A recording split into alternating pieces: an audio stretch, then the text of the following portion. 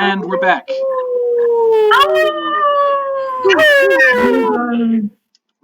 Following some significant technical difficulties on my end, because my school's Wi-Fi is evidently the shittiest thing on the planet. I have elected to keep my face off for the further recording of episode 8. So now, instead of my lovely face, you get to look at Buff Dib from what movie is that? Enter the Florpus? Invader Zim Enter the Florpus, yeah. Classic movie, wonderful piece of cinema. Let's get back to it. So, where we left off is you guys were making your way to the Steam's Respite, which is the bathhouse in Zadash, following the directions of Claudia Sheet. And also, if you'll remember, Fenkin's toad exploded. So that was sure did.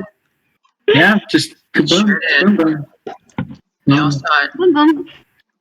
And that wasn't just me being a terrible person as a DM. That's literally how the Hat of Vermin works. Like, it'll produce a verminous creature, and it just vanishes an hour later. I suppose I didn't need it. So you didn't have to make it explode. You didn't have to make it explode. Yeah, I didn't need to make it that blow like a balloon. That was a Counterman special. Yeah, that was we call that the Beaverton special. But anyway, you guys begin to make your way down the road to the Steam's Respite, and eventually you come to making the final turn in the directions that you were given. And what stands before you is kind of like a very simple looking building with vertical wood slats and 4 wooden columns on the corner, and you can actually see the steam kind of wafting up from the open areas within the walls of this particular bathhouse. But so you're standing before a building, and on the front of the building there is an iron sign, and hammered into that sign is the Steam's Respite.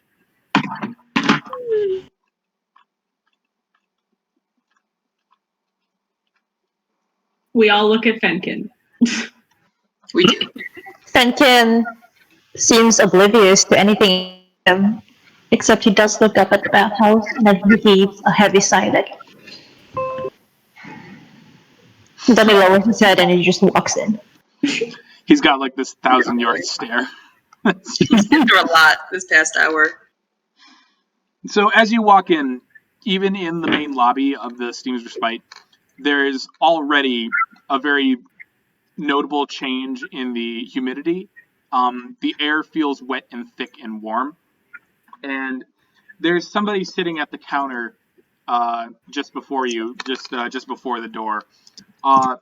Seems to be kind of an older elven woman, just kind of resting her cheek on her hand and kind of flipping through a book. And without looking up from the book, she says, "Welcome to the Steam's Respite. Is there anything I can do specifically for you, or are you here with an appointment?" Great. Fenkin sort of looks at her with completely soulless eyes as he says, "We would like a bath." All right. A bath for an hour's time for one person is about 3 silver pieces each. We have 3 rooms available for you, including the sauna rooms. There's the men's room, there's the women's bath, and of course there is the unisex bath if you so implore. And she kind of looks up at you guys, and there's suddenly like her look of apathy goes to one of concern when she sees Nox and also the raccoon. Oh no. Fenkin sort of looks over his shoulder at them as if asking for their opinion, but he does it very soullessly. She Nox notices this look, and she continues to. Well, okay, no, I'm getting ahead of myself. she does notice the look for sure, but she just kind of like plays it off as if she doesn't care, and she kind of steps up and she says, Do we pay now or after? Payment is up front plus 6 gold for each additional hour afterwards. Understood. And she takes out her coin purse and starts to open it, and she looks back at everyone else and she says, "What do you think? An hour? 2 hours? How long?" Do we have to stay here for more than an hour? Do you not want to be here?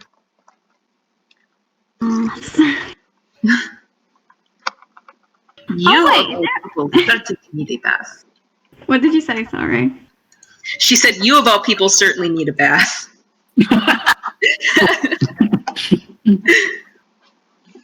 That's true, but hurtful. But Nox kind of laughs, and then she takes out some money and she says, "How about 2 hours? Does that sound agreeable?" the woman closes her book and nods, and she says, "Aye, that'll be about 6 gold pieces per person." Yes, of course. 6 gold pieces. I mean, 6 and she silver. fishes Sorry, out 6 silver. Oh, 6 silver. Oh, even better. Do we have silver? Assume she has change, I guess. Yeah. If you don't have change, she can easily make the change for you. Yeah. Nox takes out the appropriate equivalent amount of money. Do you have money? I don't have any money. Oh, that's right. I don't use mine. Because I had to use Dhuur'in. She puts her paw in, and then there's like a pause. There's a pregnant pause as she realizes that she doesn't have any money. There's a pause. I'll hold out my 13 gold pieces I have left and like jingle it. She just silently, wordlessly takes it, takes out enough gold for herself and for Dhuur'in. Wait, wouldn't that be like 12 gold pieces and Dhuur'in gets one back? Hey, I gave him back all the gold that I didn't need. So the woman takes the, how much was it? 16 gold, you said? I have 12 gold. Okay. To give. So she takes the 12 gold and, let's see, given the current economy of the Empire and the region based on the border war, I'm going to say she ends up counting it out and giving about 3 gold back. And she kind of points down a hall that leads to some of the bathhouses. And she said, "As I stated before, you have 3 choices of bathhouse. There's one separated by gender, and there's one that's unisex. If you wish, there will be attendants along to bring along hot towels as well as a plate of sandwiches and beverages. Please enjoy your stay here at Steam's Respite." And she starts flipping through her book again. Nox nods to her graciously, starts to walk past her, stops right before she leaves kind of the area where the desk is, reaches over, scratches her arm, picks off a flea, flicks it at her, and says, "Oh, damn fleas," and goes about her way.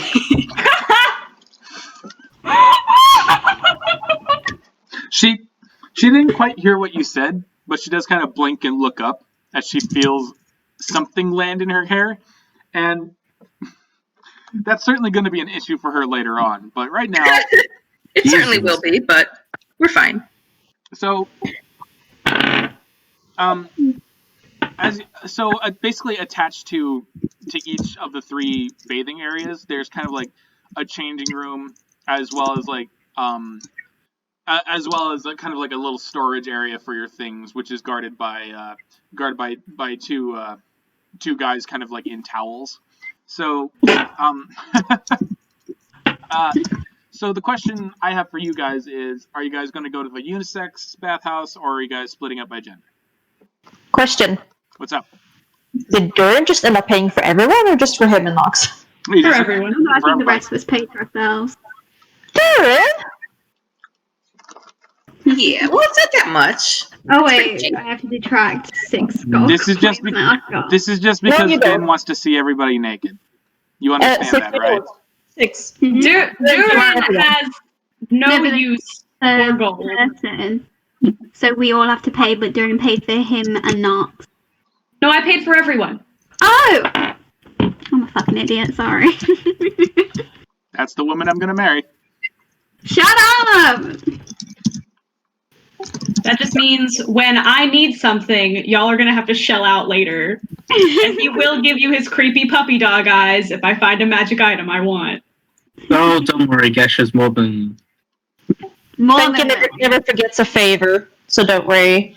But also, Fenkin sort of gives Dhuur'in a long look, blinks a little bit, but doesn't really show an expression. And then he heads towards the male area of the bathhouse. But without Dhuur'in's really- going towards the unisex bath. Yeah, Fenkin's not really asking anyone. He's just sort of walking very slowly with heavy shoulders. I think we're all going to unisex bath then. Yeah.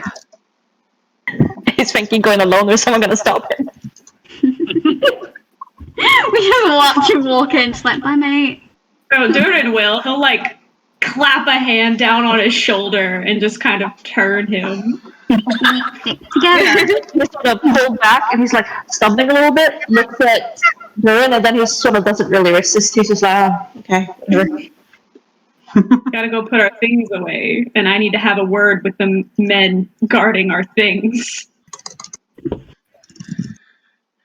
Oh, we're really doing this, aren't we? All right. Okay. So as you make your way to what is the Zadashian Imperial version of a locker room at a bathhouse, you find that you're pretty much alone because you got kind of like the run of the lot right now. So you you see like the different kind of wooden stalls for undressing and things. And there's also some buckets and whatnot and benches to sit on. And there's plenty of clean, fresh linens and things. But the man guarding the man who's kind of like guarding the door where like all your things would be kept, you see. I'm a good DM. I'm a good DM. I will. What do we see, Connor? I want you to know that I'm being repaid for this later on. Oh my god. Before you stands Uh-oh. Just say we see a naked orc. an orcish man with a towel around Yeah! No. Okay.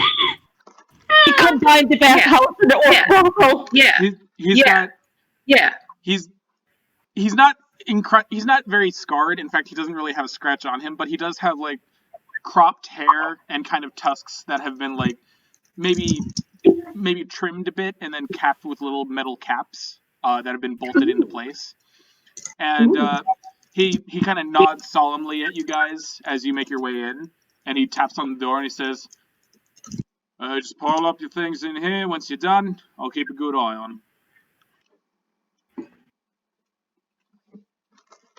As I pull my satchel, I unravel the intricate knot I have of my satchel around my waist, and I pull it off very, very slowly.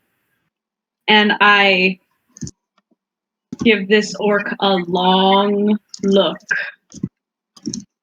And it's not one of admiration. It is a Pure lust. if anything happens to this shit, it's your head.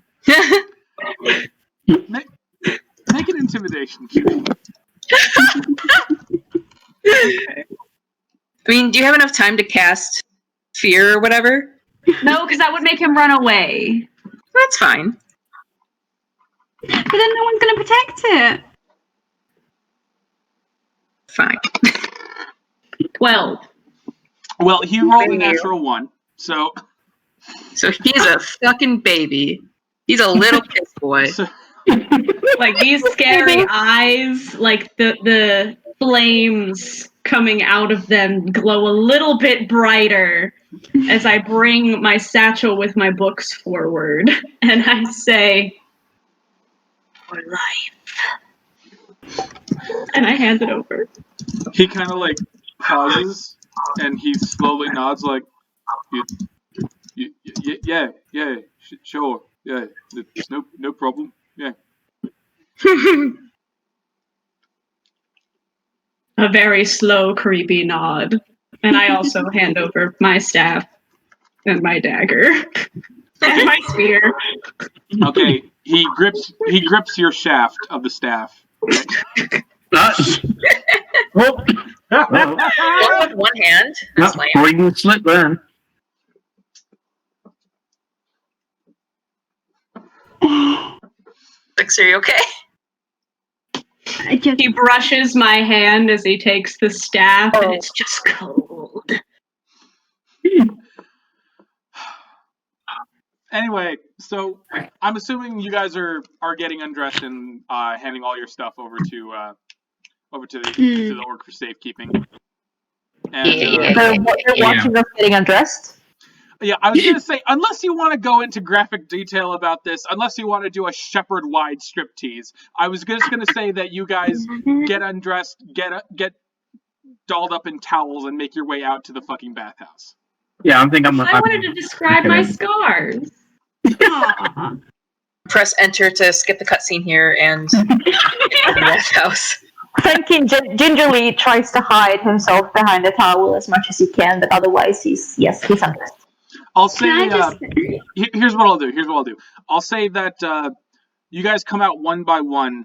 The ladies with the towels under their shoulders, and the fellas, hiding the crown jewels. Can I just say?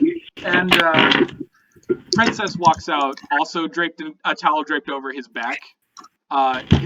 His tiny hat removed, just kind of like tapping along on the ground. And the Dhuur'in will be the last to come out. But as you guys make your way out into the bathhouse area, the bathing area, you find that it's kind of like the cobblestone gives way to this natural super hot stream. Not super hot, but like hot enough to like see the steam lift up like a fog. There's some low light greenery that's around the place, and it's open to the ceiling is open to the sky, so you can see the clouds and things as you bathe. It's got a very zen feel to it, And as you get closer, you guys can smell the different herbs that have been mixed into the water. You can smell lavenders, you can smell peppermints, and you even see some water flowers kind of like drifting along the surface. Aww. Do we do like in Japan where they sit down and they pour a bucket of water out on top of themselves before they get in, or do they just get in? Yeah, that's essentially what you're looking at here. Alright, the Fenkin just sort of looks around and he feels sort of like a peace settling in.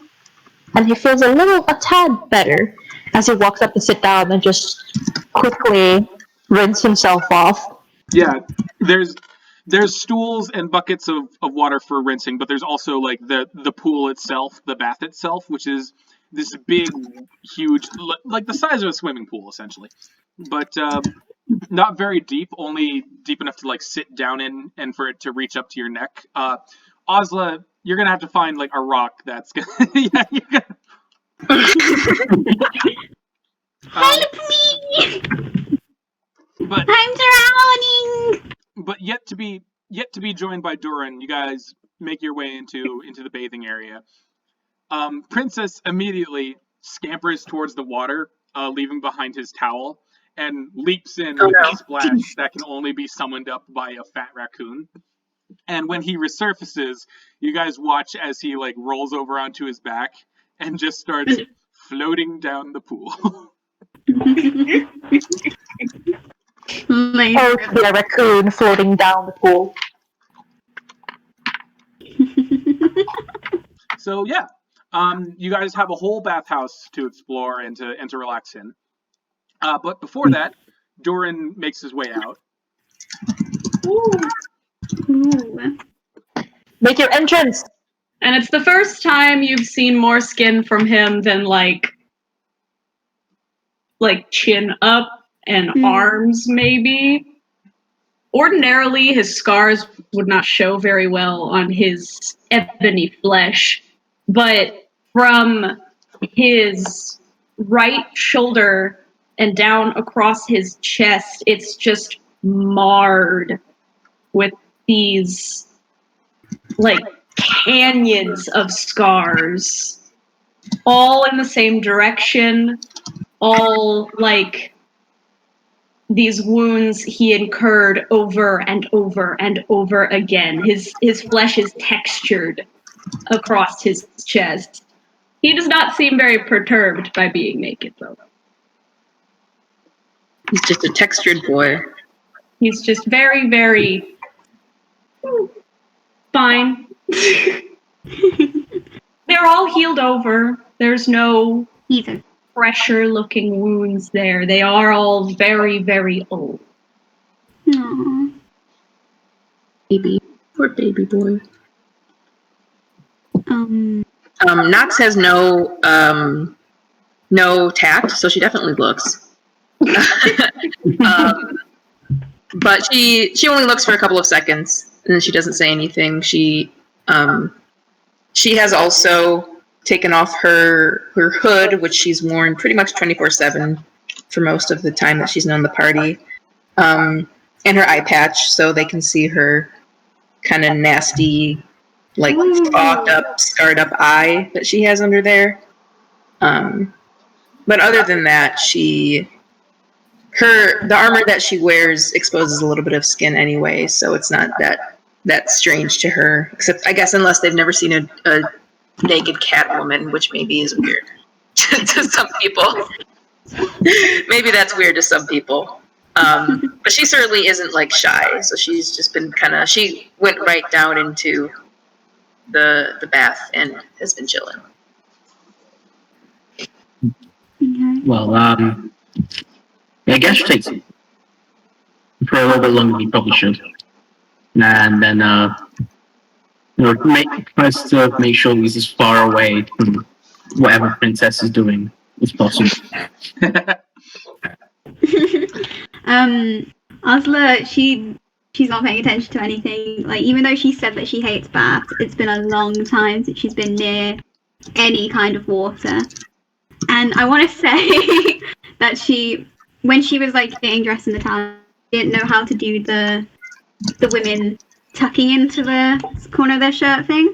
So she's just holding, like, a big lump with it trailing behind her, and she, like, toddles out. And then, like, as she toddles out and she sees the water, she just goes, and in just one go, she rips open her towel and just beelines it and cannonballs in, because it's coming up to, like, above her head, so, like, it's deep enough for her. And she just, in one, like, go, she just straight under for a few seconds and then bobs back up, and she's just like, get in, the lot of you, this is so cool! I'll drag you in if I have to! So as soon as you launch yourself into the water, you landed kind of near Princess and sent him flying. But when he splashes back down, he's able to realign, and this time he rolls around onto his stomach, and you guys watch as his little tail starts to spin like a propeller, and he starts like motorboating down the water. I'm out of here. Fenkin has been rinsing himself, and then he pulls his long hair up and sort of swirls it up into a bun. And then he just follows off with his gaze and sees what she's doing, and then sort of shakes his head, sighs really heavily, and then, like, looks up to the sky and mutters for himself, at least she's taking a bath. And then sort of gets up and he goes to sit down into the water, or, like, climb into the pool. Good. I want to say, though, like, in the little gap and everything between everyone's answers, Ozla, like, crawls over and she's got, like, a little mischievous look in her eyes. And, like, as she, like, gets closer to Gesh, standing on the side, I wanted to try and pull him in by his leg. Okay.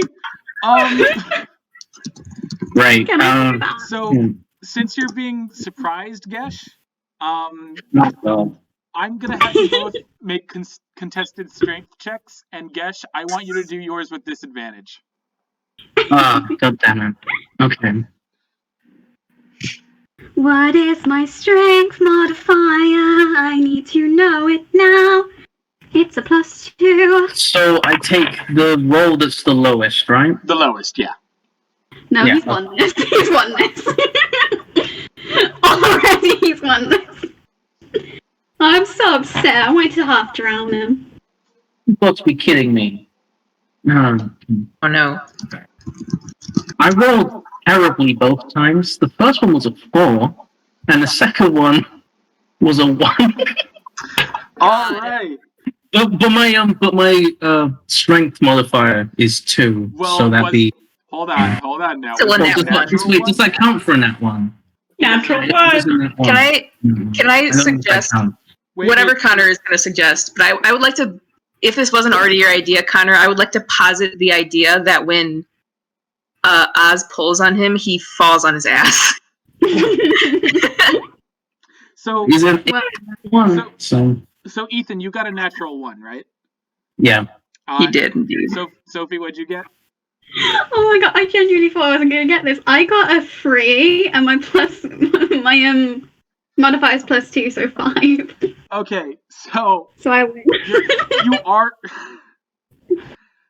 So, Gesh, you don't fall on your ass, but you do feel a tiny hand grab your leg and like pull you with unnatural force. And just as your huge body is about to hit the water, Princess, who was motoring along, No. there's suddenly a large shadow that blots out the sky, and he looks up, and there's a moment where he's just like, oh, this is how I die. And then Gesh lands right on top of him, splashing into the water and sending steamy hot water cascading everywhere. Oh my god, he's fucking dead. Rip. No. Did Princess survive? This is a death saving throw. Princess, hang on, actually. No, I didn't mean it. Don't kill Okay, my all right. Ragnaron. So Princess does float back up on his back, and he's alive, but like his eye is twitching and his mouth is open and his tongue's kind of like hanging out his open mouth. And Gesh, you also resurface along with him. Well, well, And Ozla swims away. Knox just Yeah, like guess- scooted a little bit to the far side of the bath. Yeah, when Gesh resurfaces, he tries to find Ozla. He just once he sees her, he's just sighs, just Do not see me. and just walks to the opposite side of where Ozla is. He's not even trying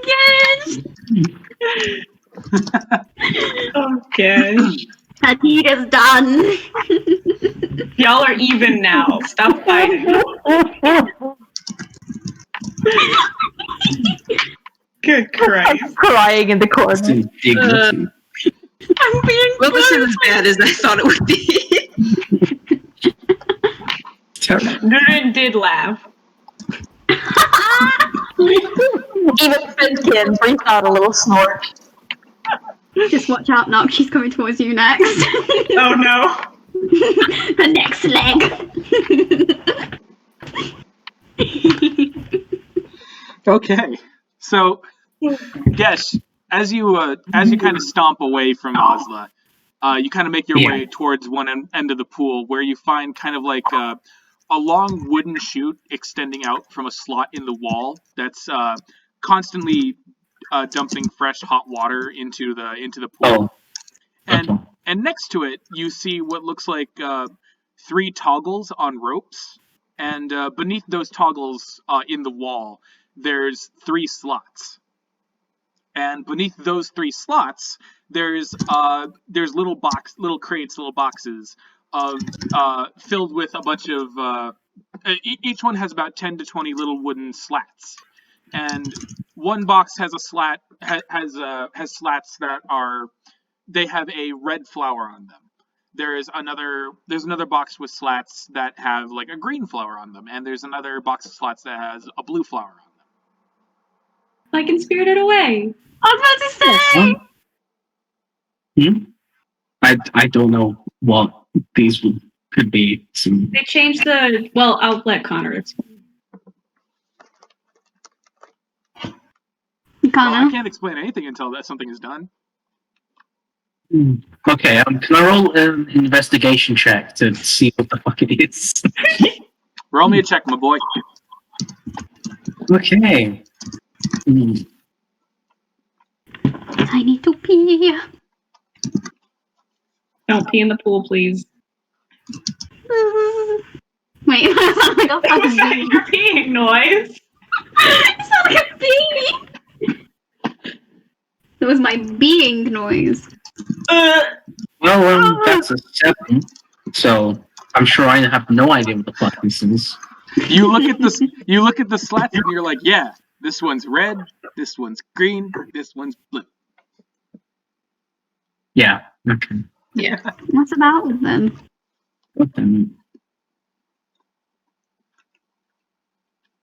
So so Gesh is just going to continue sulking in the corner. Thing. Big baby. Big blue baby. Scaly baby.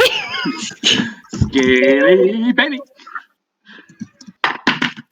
I will say, eventually, after about 30 minutes or so, a halfling attendant comes out, and she's got basically in one hand she's got a tray that's full of like large glasses of like water, and you can see the glasses are so cold that the glass is like frosted white practically.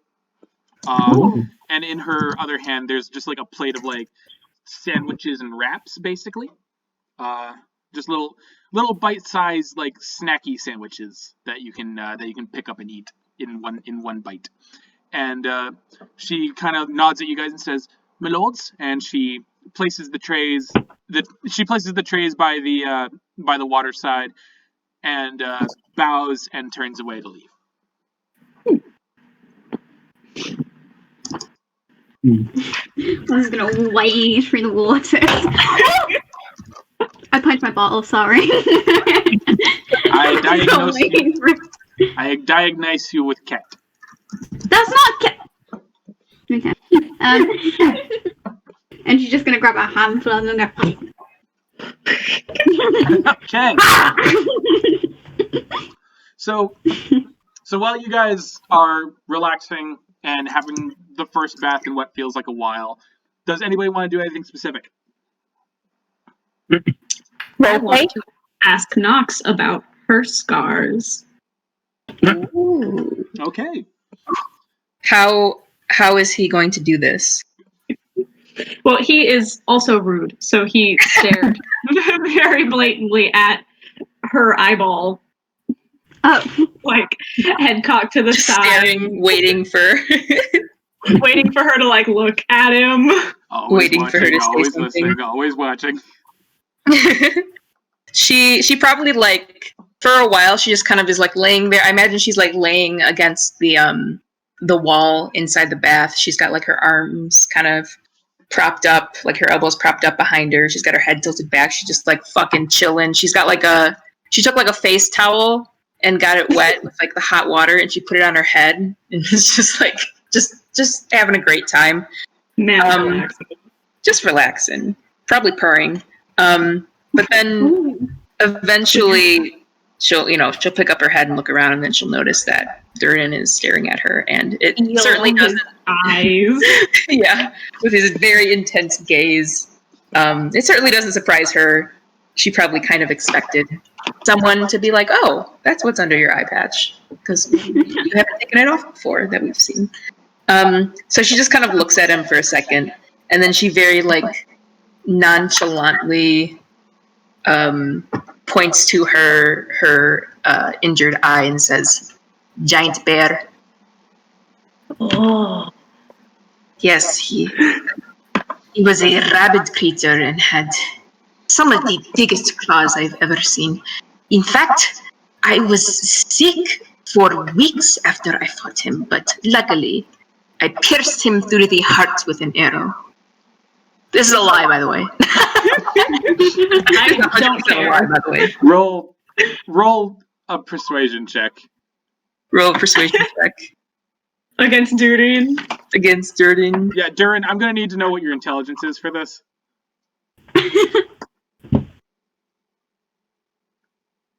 12. Oh yeah, okay. Persuasion, you said? Yeah. Persuasion, yeah. Should that be deception? Deception. Shit. Yeah, deception. I'm an idiot. I'm a bad GM. I can't fucking do math. Oh no, my PC is running low. Is this a? See, this is one you call out the calculator. This is a 9, right? That's a 9. Okay, so that's a 15. Okay.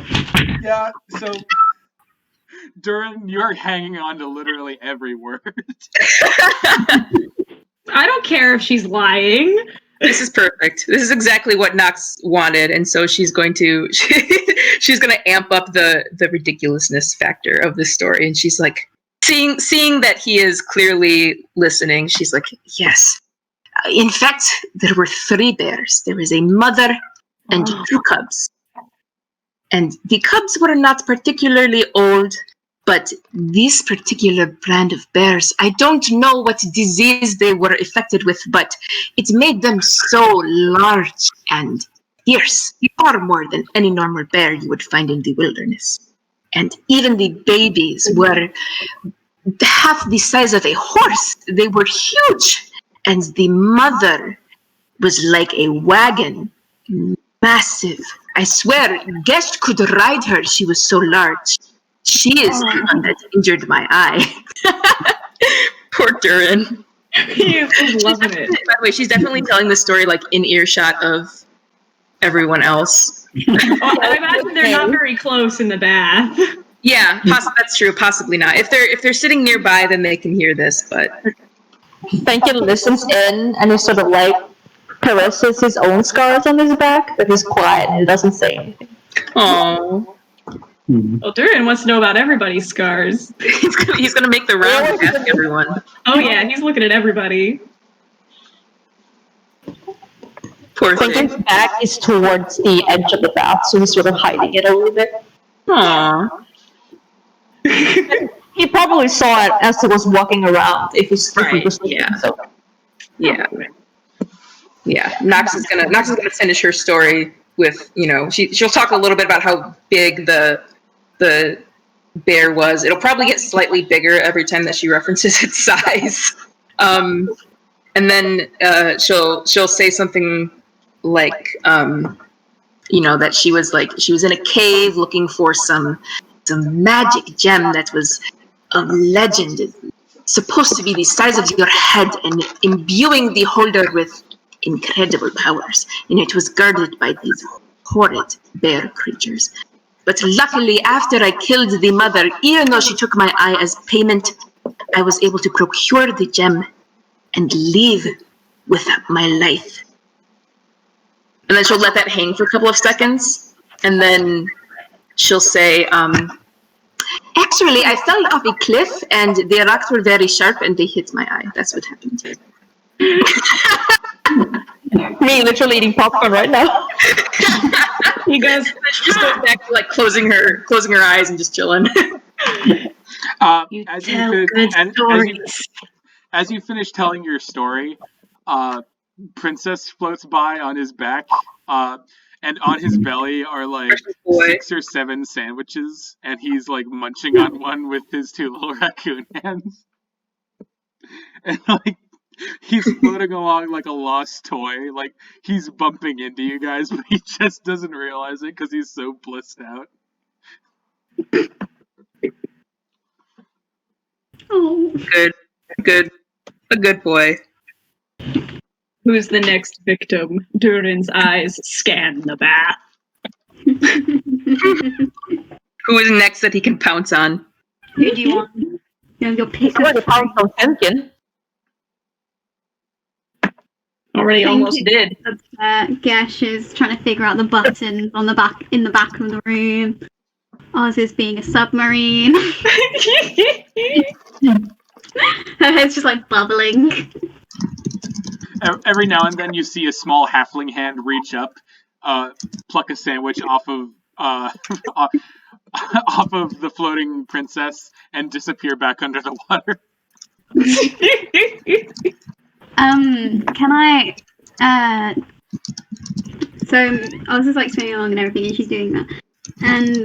But I want her to swim up to Fenn and everything from wherever he is and just offer him a little wet sandwich as she's carried through the water. And she's Yeah. like she's like sincere about it as well. She's like, "You feeling okay?" He looks at her and the sandwich and he sort of grimaces a little bit. But he tries not to let it show too much because she's trying to be nice. And he said, no thank you. And then he is quiet for a little bit longer. And then he sighs as he leans back against the edge of the bath as he's like washing his shoulders and arms. And he sort of looks up into the ceiling, spacing out for a bit, and then he goes, I'm not worse than usual. Wait, I'm not worse than usual. I'm a lot worse. Okay. Alright, we said a lot worse. I was like, oh shit. I'm not worse than usual. As he said, he says that, and she just like deflates, right? And she wants to help, but she doesn't know how. So she sort of just like swims up next to him, and she isn't turning around because she's fully naked. But she like swims up and like leans on the edge of the bath, like on her elbows, and she's like she lowers her voice, so it's just the two of them that can hear it. And she's like, I don't know what it was that made you happy, but if you tell me, maybe we can look for it again. He's quiet for a little bit longer, and then he sort of tilts his head a little to look at her for a long time, without, like he's trying to figure out whatever he's feeling and turning them into words. And then he sighs a little bit as if giving up, and then just sort of switches the subject by asking her, what about you? I heard you were terrorized by your dreams again.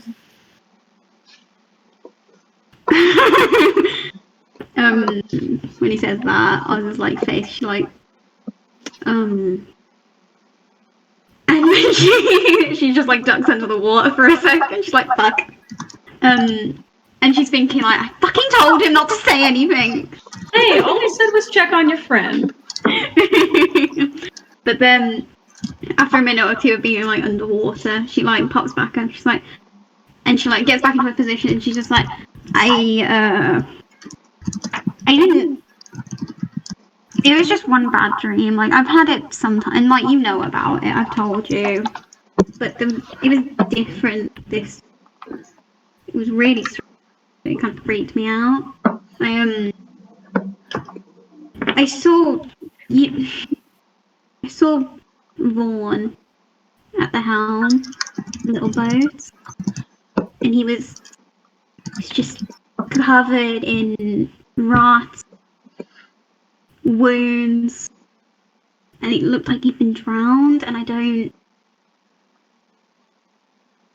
know what that means, but that's what happens all the time. Like I've told you, but this time he spoke this time. I don't remember what he said, but on the floor between us was a bunch of broken stuff, and I think think I saw, you know, your... Give me a second, what did you have? I saw your necklace on the floor and it was all broken. You know, during stuff like that, just stuff that like I've never even thought about, and it was just all broken on the floor. I don't know what it means. So weird. Fenkin listens to her closely, and then he sits up, he straightens his back a little bit and crosses his arms and sort of looks at her, and then he stares in front of himself in a very serious look. His eyebrows furrow, and his eyes are sharp again, like they were before the Great Depression. And he hums a little bit, and then he sort of taps his arm with his finger.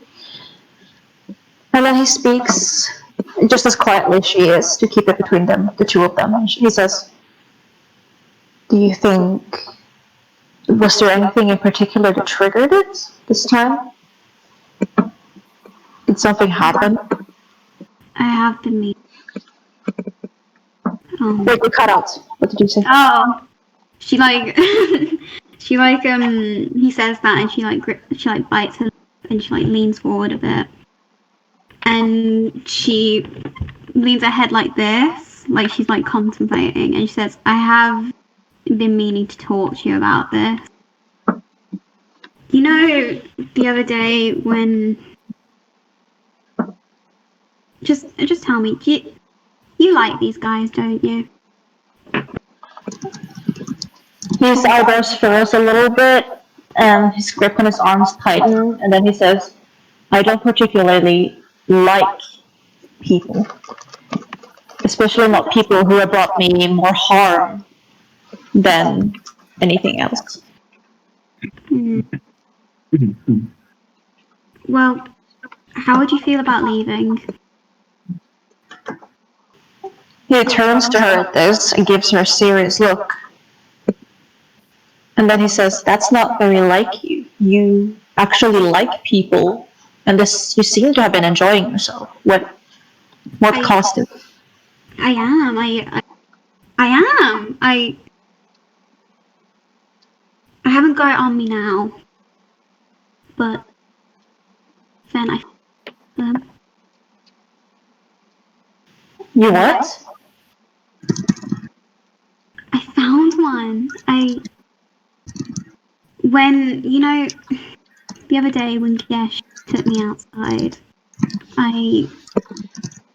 we had an argument, and that's why we've been a little bit, you know, like, You have? with each other. Oh. Oh, I'm better at hiding things than I thought then. Anyways, well, we had a fight and everything, and he wanted to know about whatever it was. I forgot now, but I remembered that he knew things he shouldn't have known, and he had things he shouldn't have. When we went to talk to the woman, Brina, he knew stuff about her that we had never spoke about or talked about. And I remember when we were at that bugbear's cave, and we found all that. I remember from when I was trying to get like all the stuff off of me, I remember looking at something in his pocket, and I didn't know what it was until now. But I found Park.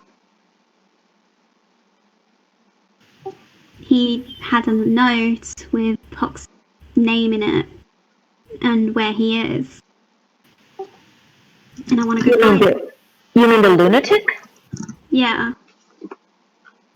He's alive? Well, I don't know. I'm hoping he's alive. I need to go and get him, or someone that spoke to him, or someone that's seen him. I need to know where he is and the others might be. At this, he sort of heaves another deep sigh, and then his eyes sort of sharpen a little further as he looks at her. And then he says, well, that was our original goal, wasn't it? Yeah. I'll follow you wherever you go. Aww. He says that, and she just like, she sort of like sighs in relief, and she was like, I was so worried you were gonna stay. Stay? With these people? Well, you know, we've been in groups like this before, but we've never stuck around this long.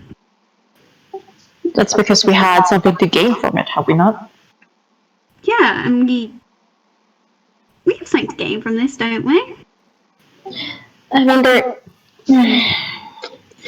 well, maybe they're not as terrible as the people we've met before. Yeah. And that's a nice thing for Fenkin to say. You have been hiding behind Dhuur'in for half this episode. Dhuur'in held your You've been literally using the cape physically on his back nightmare as a comfort blanket. to protect you. If Dhuur'in could overhear this conversation right now, I hope that he would fucking come for Fenkin for saying that. Fucking day. Oh my lord. Honest. Like a lap of water, like ooh.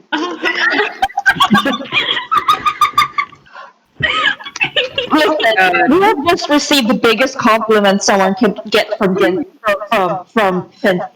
and that is that you're not terrible people. You're not terrible people I as the love other. that.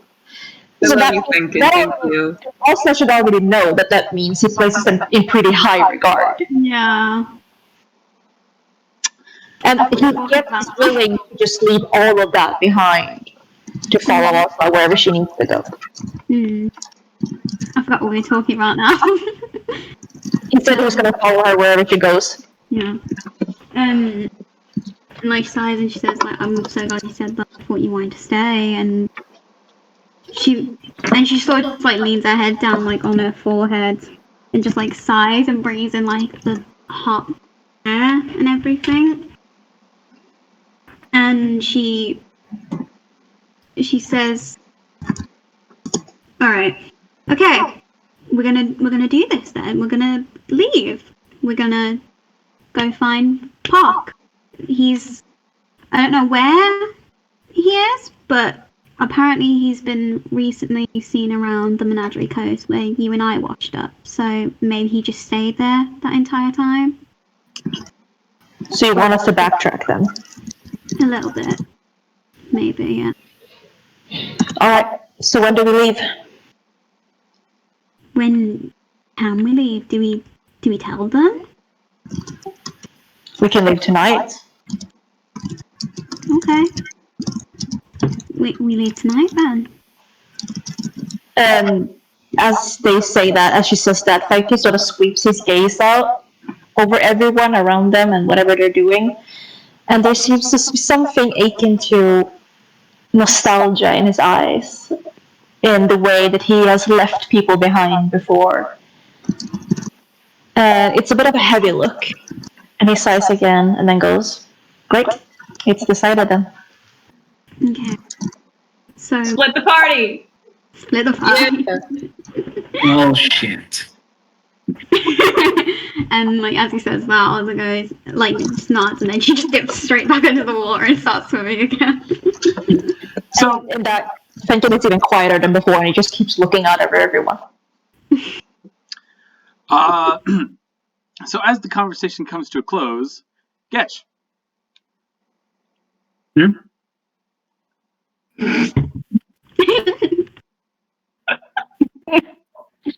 Why did you?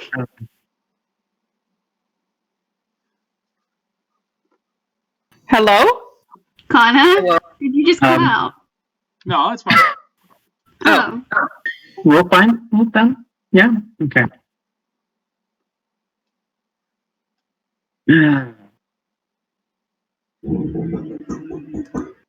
What's Gesh doing? What's he doing? What's happening? If you go Hanging into out. Hanging the fuck out. chilling. Like Chilling. Chilla like a villain.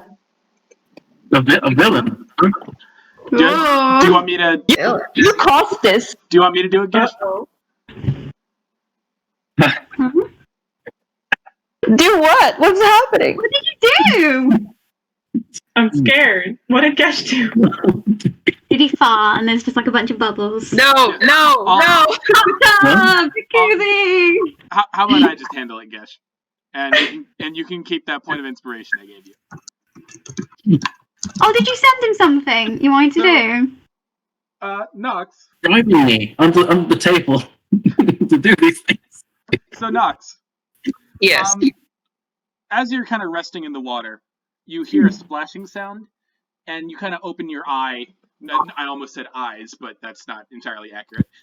Anyway, so and you see Gesh kind of like making his way through the pool to make his way over to the kind of the rinsing area that Fenkin is at, and he steps up onto the lip of the pool to get out, and for a moment, the towel stretches. And No. I'm not going to pretend to know what Nox's experiences are. However, I'm fairly certain Nox knows biologically that guys just have one. And Nox could have sworn that she saw two. Lives. She is immediately okay. So here's exactly what happens. She sees it happen. She does a double take. Her eyes grow wide, and then she immediately looks around for Oz. Immediately, because she needs to tell someone. Do you mean I? What I she just like seen. she measures her. Instantly. Oz is under the water, something about being a submarine. She's just gonna move over as quickly, not even trying to be subtle. she's gonna move over as quickly as possible and just like in a very like conspiratorial sort of tone, like lean in and just like she just like whispers, "You will not believe what I just saw." Oz is still at halfway. She's like, she's like gesturing wildly. She's like, "Get up here, get up here." she comes up and she's like, "What are we doing? What are we doing?" She gets even closer. She points at where, like, despite the fact that she's whispering, she is looking directly at Gesh and pointing at him. So there is that. But she gets close. She points at him and she says, "I just saw the Dragonborn get out of the pool, and I saw under his. He has two. Two? Two different ones." Possible? She's just like, it could have been his leg, but I can't imagine that any muscle would look like that. Oh god. Ethan is suffering. We go up and ask him, "Hey, can you do the thing with your dicks like when you do your pecs?" Oh god. As I like whispering everything, Oz like turning the gaze and she's just like looking at him and she goes, "Should we distract? I will grab the towel and She just nods, and then she's going to she scoots away, and then she starts to stand up a little bit in the pool, and she's looking after where Gesh is leaving, and she says, "Hey, Dragonborn." Finn. She just goes. No. No, she will not. She just calls for him. She has 8. Right, so he, walks over to see what this is all about. See why he's been called over. She is, I don't know, I might have to roll a check for this, Connor. You can tell me what kind of check I have to roll, but she's gonna, she's giving him this very, stern, almost angry sort of a look. And she's like, now that I think of it, didn't I see you rooting around my coin purse before we went in here? That might be a deception check. Deception check with disadvantage. Deception check, did you say? With disadvantage. Alright, I'll do it. I don't care. Meanwhile, in the background, Oz is behind, like, dun-um, dun-um, dun-um, dun-um. Gesh isn't in the water, though. She'll find a way. Ooh, She's probably swimming up to the edge of the pool. ooh. And then Ooh, one move, and naked Ooh, hey, guess what? Oz? Are you behind him? Are you getting near him? Because I rolled a nat 1.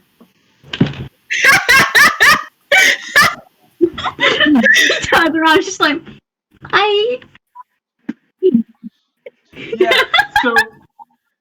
So Gesh, buddy, before you even answer, you immediately know something is up because this is not.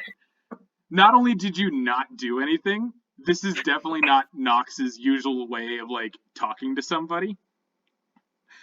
And I want you to make me a perception check with advantage with that in mind. With advantage? Huh? Meanwhile, I just want you to know that Fenkin is watching all of this with curiosity and just blinking. So, wait, a perception check with advantage, did you say? With advantage, yes. With advantage, okay. Because you know something is up, and so your awareness is heightened. I swear to God, if he gets a nat 20 and just kicks Ozla before he even sees her. It's a 14. I'm throwing to the other side of the pool. It's a 14. All right,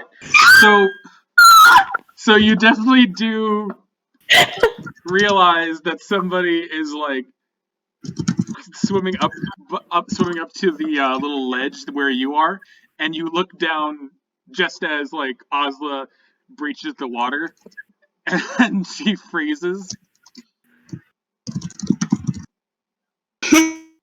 Back under she goes. Run away. Abort mission. Just hurry, Dhuur'in, you and me next. Let's go. What? We tap the others in. Thinking your turn. Dhuur'in, go. Huh?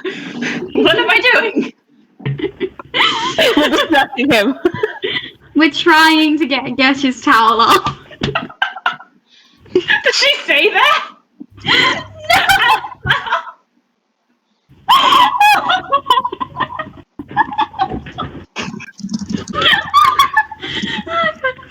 I'm gonna kill myself again. When Well, Dhuur'in would just ask. He wouldn't try to be be like, take it off. One last time before we go.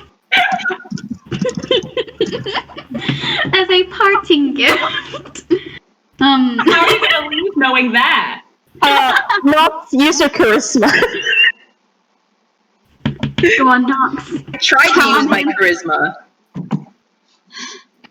It didn't work. I got a nat 1. So Yeah, I Gesh, think once he sees it, she's just gonna go straight back under. you see this hot halfling below you, and she's clearly got that look on her face I've been caught in the act. And you sort of start to realize what probably the plan was. It was either to yank you back into the water again or something else. But you realize you've been had.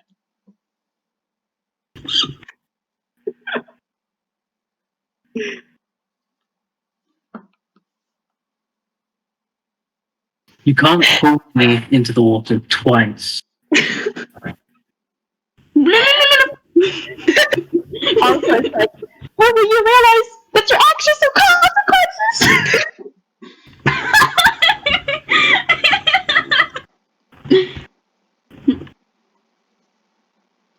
She almost says, like, that's not what I was gonna do, but then she just goes straight back under.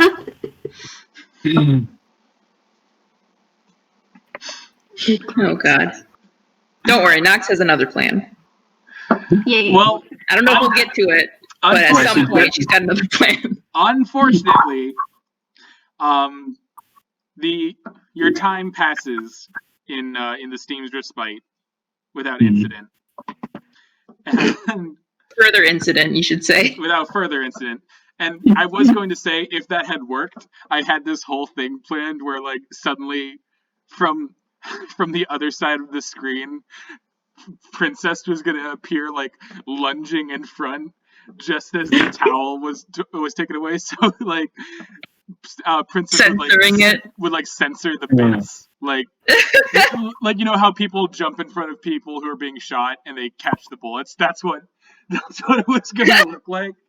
And then the scene was just going to end. But in any case, with that in mind, your time at the Steam's Respite ends, and you guys feel both cleaner and more relaxed than you have ever felt. In fact, Ozla and Dhuur'in, as you lay in the water, letting your worries melt away, so do your exhaustion points.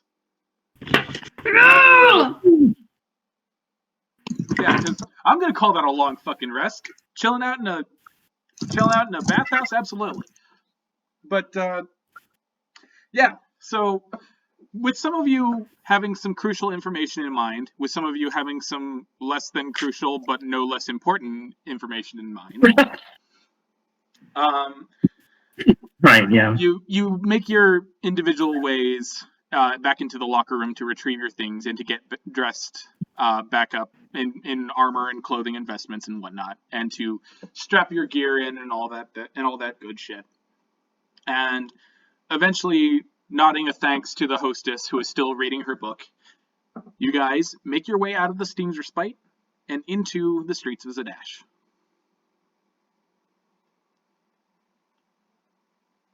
Dun, dun, dun, dun. So, yeah, Gesh is going to want to go straight back to the Wiki Tavern. Get a drink. Oh, to yeah, give you got... a gift to Kubo.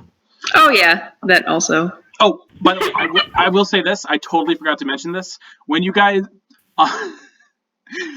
Nox and Princess take a minute to come back out. You guys are kind of like waiting outside the Steam's Respite. And when they come back out, they've been dried off, and their fur is so poofy that Nox looks like a Persian, and Princess just looks like a walking ball of fluff. Please tell me someone just goes trying to smooth it down.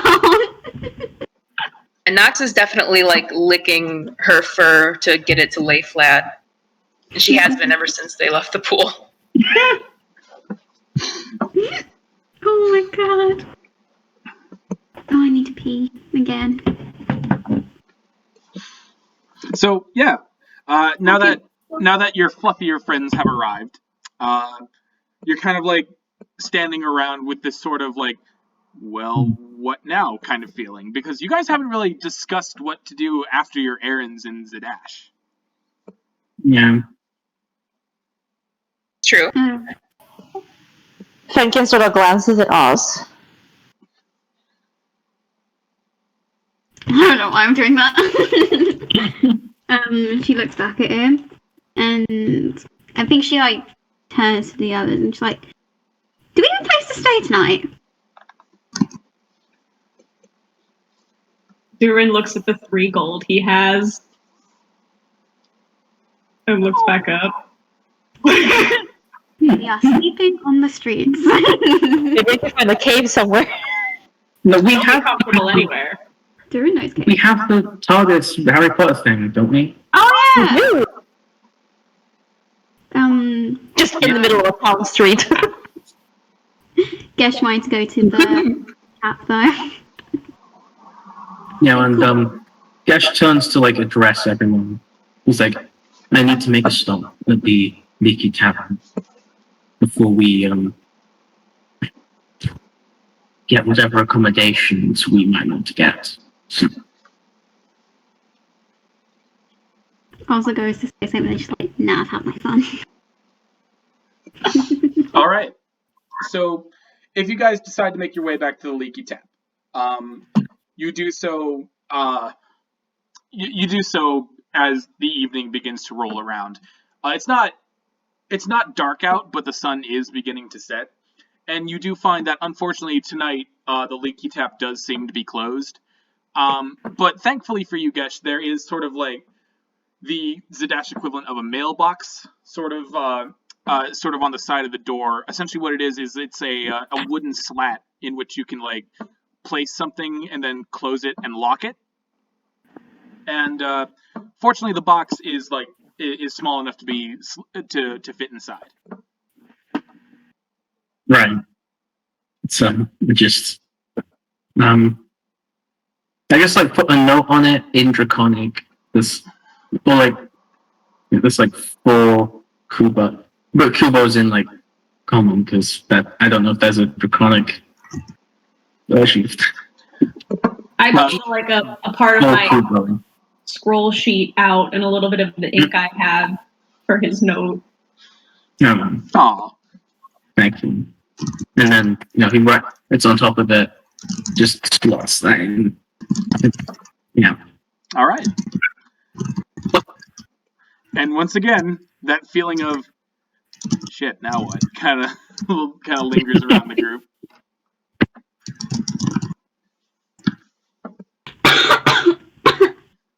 Ozla coughs nervously. Yep. And after she coughs, she looks back at the others and like, I said earlier, do we have anywhere to go? What are we doing?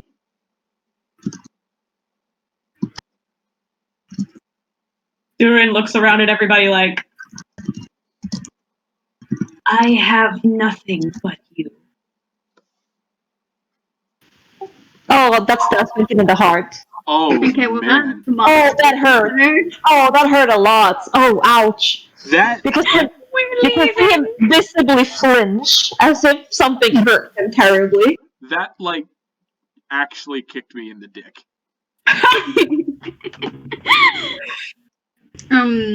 Fenkin recognizes that feeling so much, so that that hurt.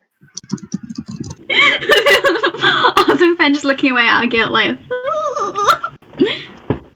oopsie. You gonna break his heart? Are you gonna do that? Yeah, now you can't leave.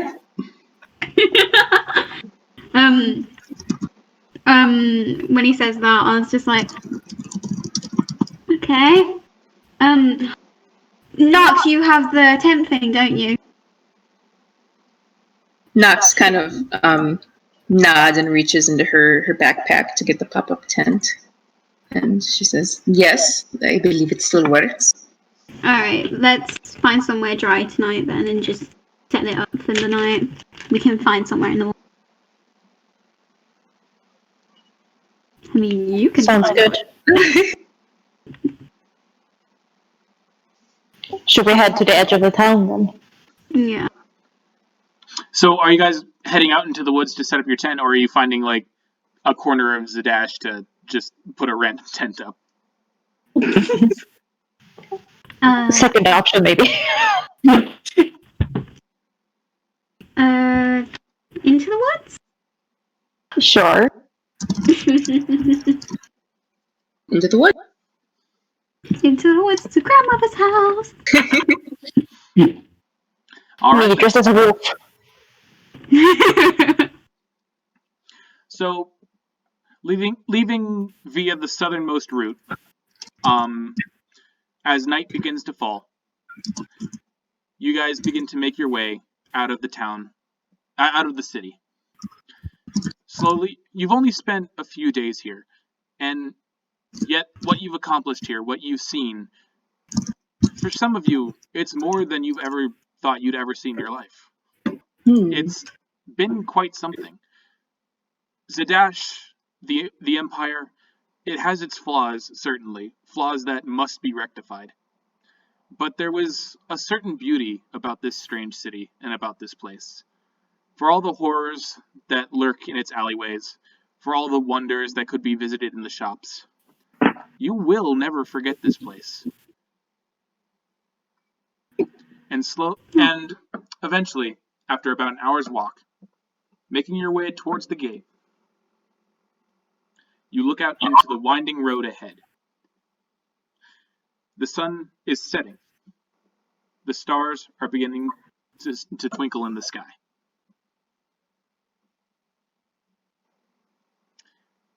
And Dhuur'in, God. you feel a tap on your shoulder. And in your left ear, there is a whisper. And you hear a very low, very honey soft voice. And it says, "All right now, time to head on down to the coast, I think."